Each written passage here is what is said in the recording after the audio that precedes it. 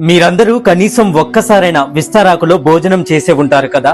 తినే ముందు విస్తారాకును ఎంతో శుభ్రంగా ఉంచుకొని నీటితో కడిగి నమస్కారం చేసి భోజనానికి కూర్చుంటాము.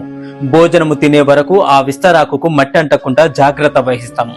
విస్తారాకులో భోజనం తిన్న మరుక్షణమే ఆ విస్తారాకును మడిచి ఎక్కడో దూరంగా పడేస్తాం. మనిషి జీవితం కూడా అంతే. ఊపిరి పోగానే ఊరి బయట పారేసి వస్తాం. విస్తారాకు పారేసినప్పుడు ఎంతో సంతోషపడుతుందంట. ఎందుకో తెలుసా? అమ్మయ్య, పోయేటప్పుడు పోయే ముందు ఒకరి ఆకలిని తీర్చడానికి తాను ఉపయోగపడ్డాను అన్న తృప్తి ఆ విస్తారాకుకు ఉంటుందట. మనం తిని పడేసే విస్తారాకు కూడా మనకు ఇక్కడ ఎంతో జ్ఞానాన్ని పంచుతుందని అర్థం చేసుకోవాలి. విస్తారాకు పోయే ముందు ఒక మనిషి ఆకలిని ఎలా తీరుస్తుందో మనుషులకు కూడా ఇతరులకు సేవ చేసే భాగ్యాన్ని ఇవ్వాలని ప్రతి ఒక్కరూ కూడా ఆ భగవంతుణ్ణి వేడుకోవాలి. సేవ చేసే అవకాశం వచ్చినప్పుడు మనమందరం కూడా తప్పకుండా సేవ చేయాలి.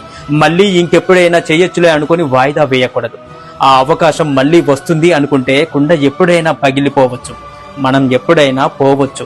అప్పుడు విస్తారాకుకు ఉన్న తృప్తి కూడా మనకు మిగలదు. ఎంత సంపాదించి ఏం లాభం చెప్పండి? ఒక్క పైసా, కనీసం ఒక్క పైసా అయినా మనతో తీసుకొని పోగలమా?